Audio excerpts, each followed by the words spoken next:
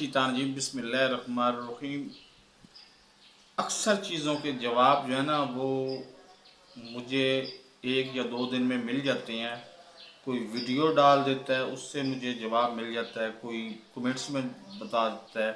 कुछ लोग ऐसे भी होते हैं जो डायरेक्ट मुझे कॉल कर देते हैं, लेकिन एक बात का जवाब अभी तक मुझे नहीं मिल रहा और वो मेरे लिए बहुत दुख की बात है।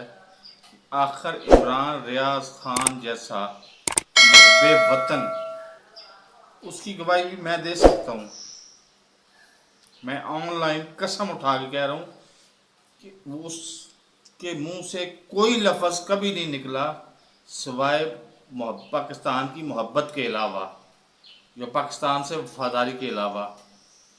उसको पेश क्यों नहीं कर रहा ये आईजी? उसको रिलीज कर दें प्लीज़, उसको रिलीज कर दें, वरना खुदा न खास्ता इस तरह का फसाद, डरता हूँ इस बात से कि इस तरह का फसाद ना बच जाए कि आप पीटीआई और तहरीक इंसाफ वाला फसाद आप भूल ही जाएं। इस तरह का इंसाफ ना आपको, इस तरह का फसाद ना पड़ जाए आपको, क्योंकि वो ये पीटीआई तो सियासी या सियासत में मुखालफत होती है और मुखालफत में लड़ाई भी होती है।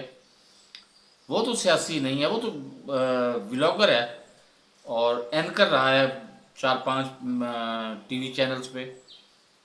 उधर से भी उसको निकलवाया गया और उसके बाद अब उसकी हर दूसरी वीडियोस की होती है और जो वो बयान कर रहा है वो बयान करना यहाँ ज़रूरी नहीं है, बल्कि मैं एहतियातन बयान नहीं कर रहा, लेकिन मैं दरख्वास्त कर रहा हूँ कि जिस हालत में है जो भी है उसको प्रोड्यूस करें और उसको पेश करें, मंजर आम पे आना चाहिए।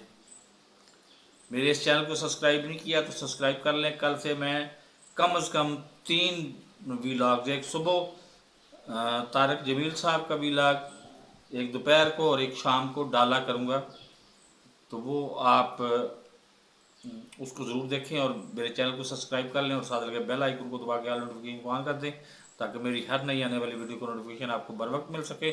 अल्लाह हाफिज़।